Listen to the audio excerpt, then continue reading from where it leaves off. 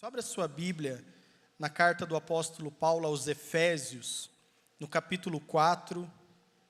Efésios, capítulo 4, nós leremos dos versículos 10 ao versículo 16. Efésios, essa carta que é tão especial, em que Paulo, ele registra de forma tão linda a sua visão a respeito do Evangelho.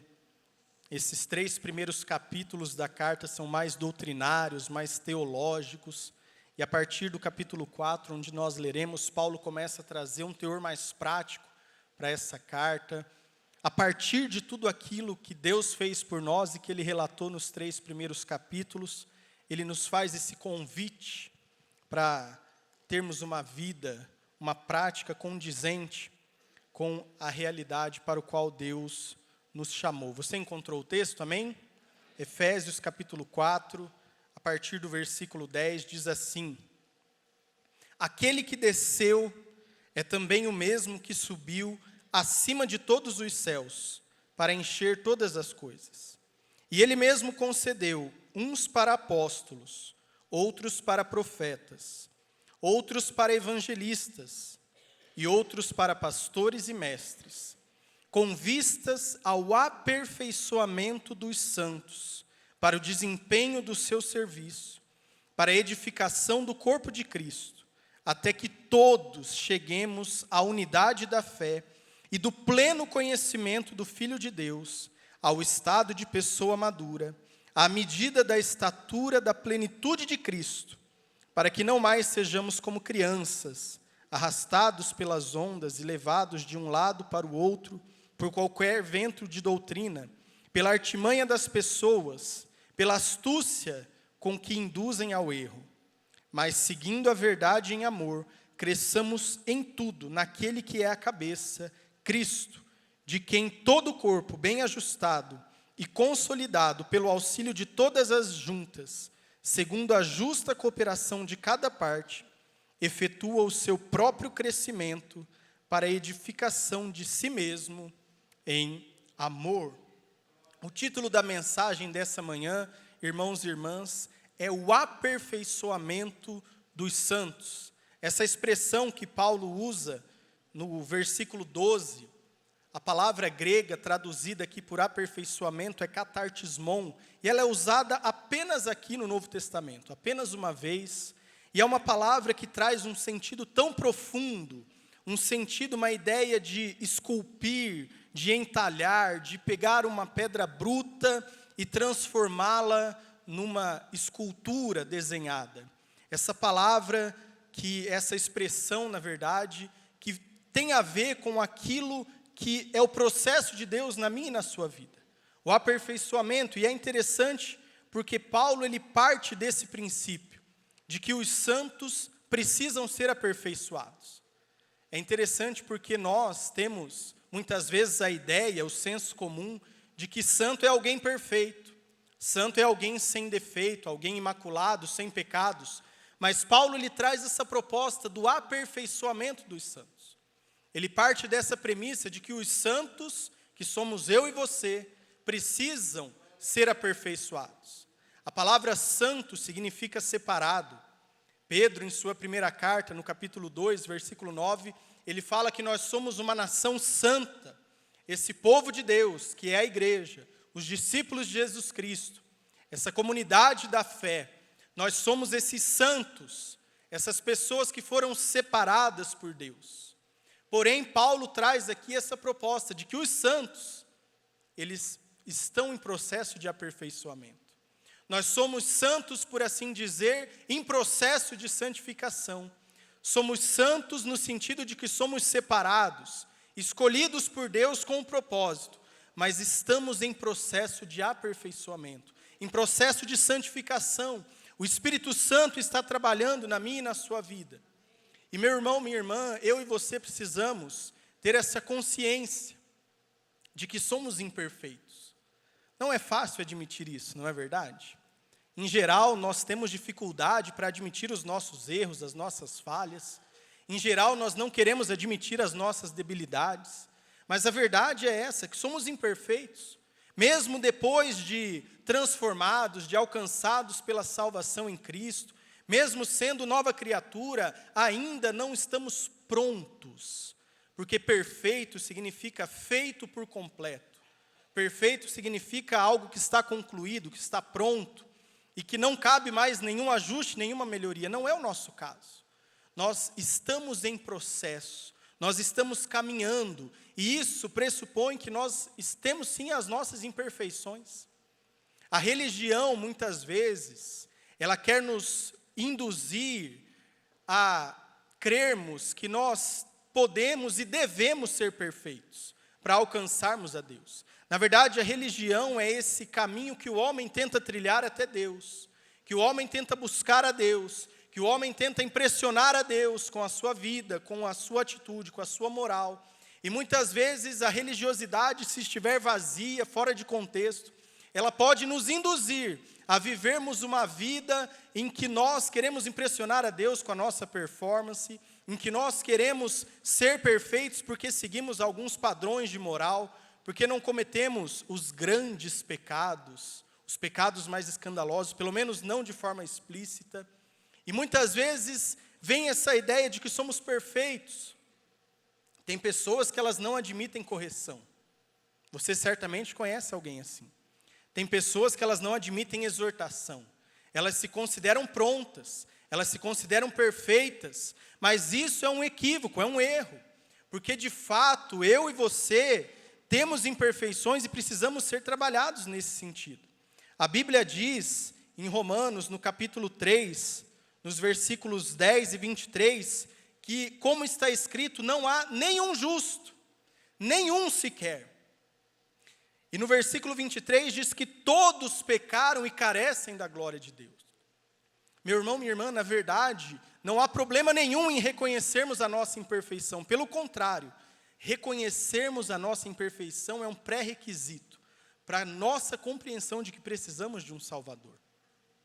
Quando nós entendemos as nossas debilidades, a nossa fraqueza, a nossa incapacidade de alcançar a salvação, então é que nós entendemos que precisamos de um Salvador, que é Jesus Cristo. João, o apóstolo João, na sua primeira carta, no capítulo 1, versículos 8 e 10, ele diz: se dissermos que não temos pecado nenhum, a nós mesmos enganamos, e a verdade não está em nós. E no 10 ele diz: se dissermos que não cometemos pecado, fazemos dele um mentiroso, e a sua palavra não está em nós. É interessante porque João, um homem de Deus, um dos maiores apóstolos, um homem escrevendo para uma igreja que era uma igreja idônea, séria, de cristãos verdadeiros, e ele escreve na primeira pessoa do tempo presente. Ele diz: olha, se eu, João, se cada um de vocês, cristãos, se nós afirmarmos que não temos pecado nenhum, que estamos prontos, perfeitos, nós estamos enganando a nós mesmos. Porque de fato, irmãos e irmãs, eu e você temos áreas a serem trabalhadas pelo Senhor. Temos áreas a serem transformadas, temos áreas em que nós precisamos desse processo de aperfeiçoamento. Precisamos desse Jesus, que conforme Hebreus capítulo 4, versículo 15, é o único que foi tentado em tudo, assim como eu e você, porém sem pecado. Jesus, ele viveu enquanto homem nesse mundo, e ele era 100% homem, apesar de ter continuado sendo Deus. Mas ele passou por todos os desafios que eu e você passamos. Mas enquanto homem ele venceu, ele permaneceu sem pecado. E é por isso que eu e você precisamos reconhecer isso. A nossa dependência do nosso Salvador, a nossa dependência desse Cristo que faz a obra na minha e na sua vida. Portanto, não somos perfeitos. Estamos longe disso. Aliás, irmão, irmã, eu arriscaria dizer que nessa vida jamais alcançaremos a perfeição. Enquanto estivermos aqui, é inerente ao ser humano a imperfeição. Nós somos complexos, imperfeitos, porém, isso não significa que nós não podemos ser melhores. Porque também tem pessoas que se apegam a essa ideia de que eu sou assim mesmo, eu sou imperfeito, é coisa de ser humano, mas irmão, irmã, nós podemos ser melhores. A palavra aqui, aperfeiçoamento, como eu disse, ela está nesse tempo, nessa voz ativa. É um aperfeiçoamento que ele está acontecendo. Não é algo que está parado, estático. A vida cristã, a caminhada cristã, ela é dinâmica. Ela é ação. Eu e você estamos sendo aperfeiçoados. Você certamente já viu um artista ali entalhando uma pedra, fazendo uma escultura, desenhando ali uma imagem. Esse sou eu, esse é você. E o artista é o Espírito Santo. E a obra que ele está esculpindo na minha e na sua vida é a pessoa de Jesus Cristo. Você crê nisso? Portanto, apesar de imperfeitos, nós podemos e devemos ser melhores do que nós somos. Espera-se que nós sejamos melhores. É como quando você olha para uma obra, quem sabe a obra da igreja da criança, não está pronta ainda, certo? Mas está evoluindo a cada dia. Nós passamos ali, nós vemos que cada dia, cada semana, evoluiu algo, melhorou algo, assim também é a nossa vida. Apesar de imperfeitos, nós vamos melhorando a cada dia, trabalhando áreas da nossa vida, trabalhando uma situação ou outra, deixando de lado um costume pecaminoso, uma atividade pecaminosa e fazendo aquilo que Deus deseja que nós façamos.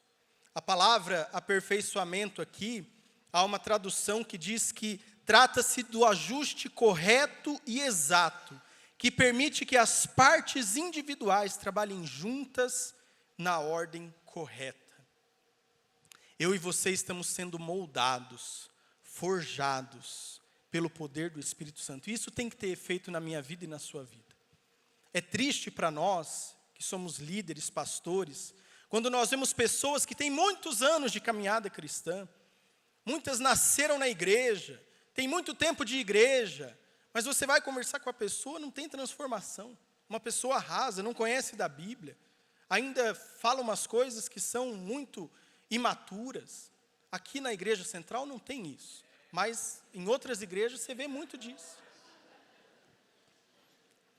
Graças a Deus, porque a gente tem que usar os exemplos de fora também, muitas vezes, Mas Paulo aqui, ele traz essa ideia. Ele diz nos versículos 13 e 14, olha, nós temos que amadurecer, nós temos que avançar, chegar ao pleno conhecimento, à maturidade. Não temos mais que ser como crianças, arrastadas de um lado para o outro por qualquer vento de doutrina. Sabe, meu irmão, minha irmã, Deus quer que eu e você sejamos maduros, imperfeitos, mas maduros na fé. Deus quer que eu e você cresçamos no conhecimento dEle, no conhecimento da sua palavra. Deus quer que eu e você não sejamos como o autor aos Hebreus escreve, vocês já deveriam estar comendo alimento sólido, mas ainda estão tomando leitinho. É o processo da nossa vida. Quando o bebezinho nasce, ele só toma leite, mas vai atingindo uma idade, ele precisa comer alimento sólido. Assim também a nossa vida espiritual. Se ficarmos só naquilo que é básico, alguma coisa está errada. Alguma coisa precisa ser revista. Eu vou projetar aí uma frase que o pastor Emerson usou recentemente em uma de suas mensagens, que é uma frase que sintetiza isso de uma forma tão profunda, impactante, de John Newton, que diz, eu não sou o que eu deveria ser, eu não sou o que eu quero ser, eu não sou o que eu espero ser, contudo, eu não sou o que eu costumava ser. E pela graça de Deus eu sou o que sou. Irmãos e irmãs, nós estamos no meio do caminho. Quando nós olhamos para frente, a perfeição está muito longe de nós. E sabemos que não atingiremos esse estado de perfeição aqui nessa vida. Mas quando nós olhamos para trás, nós não podemos estar no início da linha. Nós temos que ter caminhado. Aquele velho homem, aquela velha mulher, aquela vida de pecado vai ficando cada vez mais distante. À medida que nós vamos nos despindo, como Paulo diz mais à frente nesse mesmo texto, despindo do velho homem, tirando aquilo que é característico do velho homem e nos revestindo da nova vida, do novo homem que Jesus tem para mim e para você. É esse processo de crescimento. Eu gosto de dizer que a graça que nos perdoa é a mesma que nos transforma. Tem gente que quer a graça só que salva. Tem gente que quer apenas os benefícios da salvação. Quero perdão, pastor, Deus me entende. Deus sabe da minha vida. A graça superabunda sobre o pecado, isso é verdade. Mas essa mesma graça que perdoa e que é poderosa e efetiva para perdoar, ela também transforma a minha e a sua vida. E esse aperfeiçoamento, irmãos e irmãs, ele acontece no contexto da igreja. É lindo porque Paulo, aqui nesse contexto em que ele fala do aperfeiçoamento dos santos, ele fala num contexto da igreja. O aperfeiçoamento para quem se isola, para quem decide viver uma vida aquém da igreja, da comunidade de fé, é muito mais difícil. Por quê? Porque é aqui, nesse meio, nesse contexto, que eu e você somos aperfeiçoados. Paulo fala dos ministérios. Deus instituiu os ministérios, apóstolos, profetas, evangelistas, pastores, mestres, com vistas ao aperfeiçoamento. Deus instituiu essa estrutura ministerial com um objetivo, que é o aperfeiçoamento da vida de cada um de nós. Nós cremos, e você sabe disso, que não há hierarquia espiritual na igreja. Cada um de nós tem livre acesso a Deus por meio de Jesus Cristo. Esse é um pilar da reforma protestante. Nós não temos que pedir bênção para um pastor ou para um líder para então chegarmos a Deus. Não, nós podemos acessar Deus diretamente. Mas em termos funcionais, em termos organizacionais, Deus instituiu uma estrutura. Pessoas que também não são perfeitas, porque lembra que pastor não é perfeito, você sabe disso, né, irmão? Pelo amor de Deus, não somos perfeitos. Mas são pessoas que caminharam um pouquinho mais e que receberam uma instrução específica, e mais do que isso, receberam uma capacitação de Deus, para serem as pessoas que vão ajudar a comunidade de fé nesse aperfeiçoamento. Todos os ministérios da igreja, eles servem para isso, para trabalhar na minha e na sua vida. Os eventos, as programações, desde o ministério infantil, com as crianças, adolescentes, jovens, casais, os cursos do Ministério Família, como vimos aqui hoje um testemunho tão lindo do André e da Luciana. Tudo isso é para edificação, para aperfeiçoar a minha e a sua vida. Não é apenas para a gente sentar e assistir e dizer gostei, não gostei, achei que foi muito rápido, muito demorado, o ar não estava muito bom. Não, irmãos, é para sermos transformados. Deus instituiu os ministérios, Deus organizou a igreja para que eu e você sejamos transformados. Olha o que diz esse texto que está projetado aí de Efésios capítulo 4, versículo 16. Todo o corpo, bem ajustado e consolidado, pelo auxílio de todas as juntas, segundo a justa cooperação de cada parte, efetua o seu próprio crescimento. É um crescimento onde individualmente nós somos aperfeiçoados, mas nós também aperfeiçoamos uns aos outros.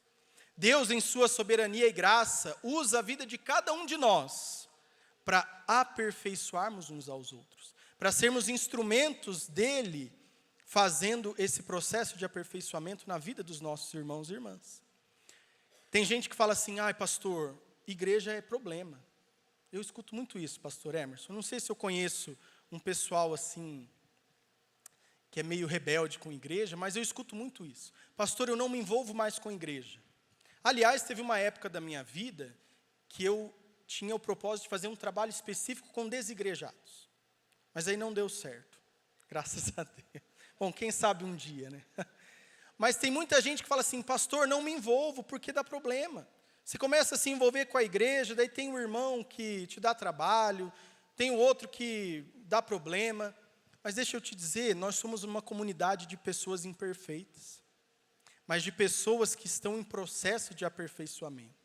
Pessoas que estão buscando ser melhores. E te digo mais, a pessoa que se isola, a pessoa que fica anônima, a pessoa que não quer participar da comunidade de fé, ela terá muito mais dificuldade para crescer e para ser desenvolvida. Porque é aqui, nesse contexto, é passando por muitas vezes esses conflitos, essas raivas, que Deus trabalha no nosso coração. Amém, irmãos?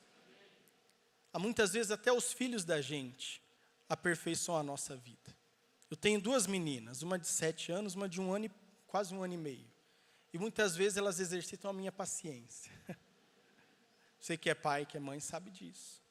Então nós temos que entender que o coletivo, ele é não apenas o ambiente onde nós somos aperfeiçoados, mas o todo também é aperfeiçoado à medida que cada parte cresce à semelhança de Cristo Jesus. Amém? Não a igreja isoladamente, irmãos. Não a igreja sozinha. Quando nós olhamos para o Novo Testamento, em momento algum você vai encontrar Paulo ou algum autor do Novo Testamento se referindo à igreja no singular. Ele nunca vai dizer assim, eu sou o corpo de Cristo. Eu sou a casa, o templo do Espírito Santo. Não, sempre nós. Nós somos o corpo. Nós somos o templo.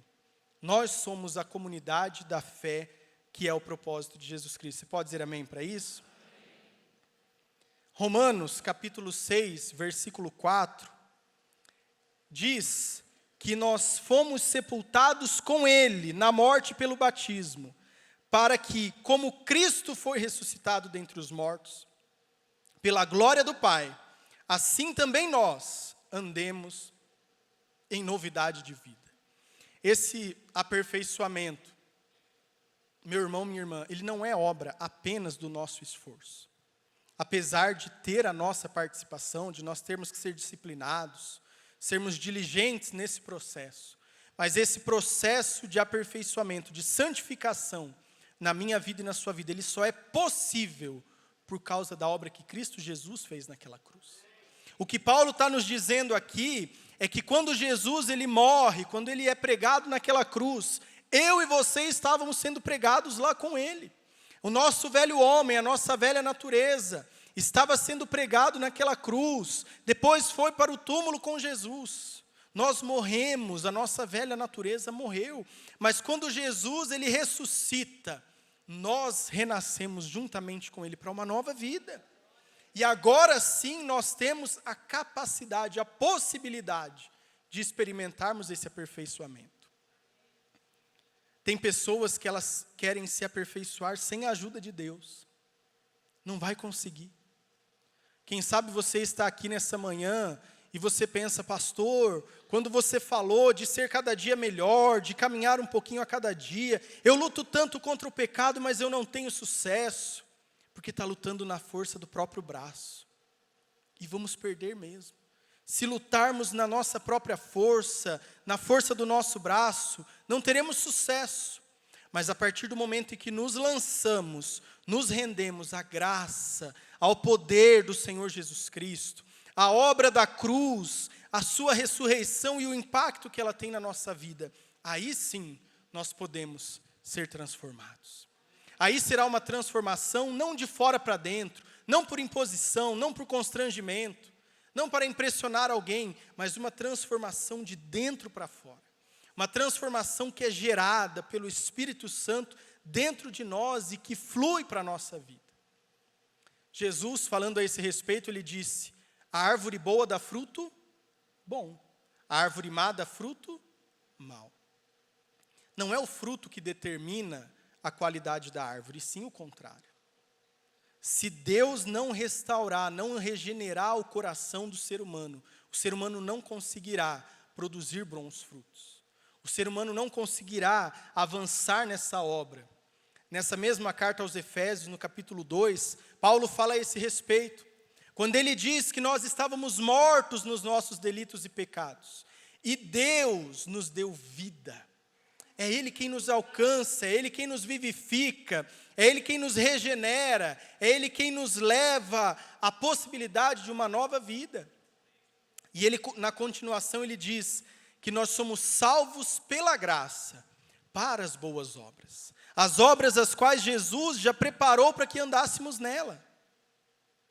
Por isso, irmãos e irmãs, talvez você esteja lutando com as suas próprias forças, saiba que nós precisamos nos render à ação do Espírito Santo, ao poder da cruz na minha e na sua vida. Você pode dizer amém para isso?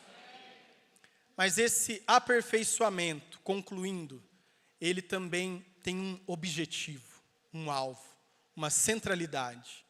E esse alvo é Jesus Cristo. A nossa referência, o nosso modelo, a nossa busca deve estar nele. Não deve estar em pessoas, mas em Jesus Cristo. Como eu já disse, o desenho final que o Espírito Santo está desenhando em cada um de nós é a pessoa de Jesus Cristo. Devemos ser cada dia mais parecidos com Ele, andar como Ele andou, agir como Ele agiu, falar como Ele falou, tratar as pessoas como Jesus o fez. O apóstolo Paulo, escrevendo aos Coríntios, no capítulo 11, versículo 1, ele diz: sejam meus imitadores. Amém? Não, ele disse: sejam meus imitadores, como também eu sou de Cristo. Paulo, ele sabia que ele poderia chamar para si a responsabilidade, porque ele já tinha caminhado muito, mas ele sabia que a referência é Jesus Cristo. Ele diz: sejam meus imitadores, mas não porque eu tenho mérito ou porque eu sou melhor, mas porque eu estou caminhando rumo a Cristo. Será que eu e você podemos afirmar isso para as pessoas? Será que eu e você podemos olhar, quem sabe, para quem está chegando agora na igreja, que está começando a sua caminhada cristã, ou mesmo para os que estão lá fora e dizer: olha, vem comigo, me segue, me imita, porque eu estou no caminho rumo a Cristo. Se você me imitar, você vai estar imitando Jesus. É uma responsabilidade muito grande. Paulo, ele fala aos Gálatas, e a carta aos Gálatas, na verdade, é uma carta muito especial, em que Paulo enfatiza essa questão de manifestarmos a vida de Jesus Cristo. Em alguns versículos ele explicita isso, no capítulo 1, versículos 15 e 16, ele diz que Deus o separou antes de nascer e o chamou por sua graça, a fim de revelar o seu Filho em mim. Percebe que Paulo não diz revelar o seu Filho através das minhas palavras, ou revelar o seu Filho através daquilo que eu posto nas redes sociais, mas revelar o seu Filho em mim, nas minhas atitudes, nas minhas ações, na forma como eu trato as pessoas. Depois, no capítulo 4, ele diz: meus filhinhos, por quem de novo estou sofrendo dores de parto, até que Cristo seja formado em vocês. E no capítulo 6, versículo 17, ele conclui dizendo: quanto ao mais, ninguém me moleste, pois trago em meu corpo as marcas de Jesus. A palavra marcas aqui, irmãos e irmãs, é estigma. Refere-se a uma marca profunda. Sabe quando o fazendeiro pega ali o seu animal, o seu gado, e coloca um ferro muito quente, e deixa uma marca nele? Essa é a palavra que está por trás aqui, essa é a ideia. Não é uma marca superficial, não é um rótulo apenas, mas é uma marca profunda, uma marca que manifesta a vida, o caráter de Jesus Cristo. Sabe, meu irmão, minha irmã, Deus, Ele quer que eu e você manifestemos essas marcas. Deus quer que as pessoas lá fora olhem para nós e vejam em nós a pessoa de Cristo Jesus. Eu sempre gosto de trazer a respeito da palavra cristão. A palavra cristão, ela significa literalmente pequeno Cristo. E lá no livro de Atos, no capítulo 11, a primeira vez em que essa palavra foi usada, não foram os cristãos, não foram os discípulos que se autodenominaram cristãos. Os de fora olharam para eles e os chamaram de cristãos. O povo de fora olhou para os discípulos e disse: esse pessoal se parece com Cristo, parece um monte de pequenos cristos. Imperfeitos, sim, mas pessoas que manifestam, que revelam a vida e o caráter de Jesus Cristo. Esse é o objetivo de Deus para a minha vida e para a sua vida. Quem sabe você vive uma vida onde você não encontrou ainda o seu propósito, a sua razão de existir. É Jesus Cristo. Conhecê-lo, adorá-lo e manifestá-lo a esse mundo que está tão perdido e que está precisando de um bom testemunho, de um testemunho vivo, coerente. Não apenas um discurso a respeito de Jesus, mas uma vida que manifesta o seu caráter e a sua pessoa, as marcas de Cristo nesse mundo. Você pode dizer amém para isso? Aleluia.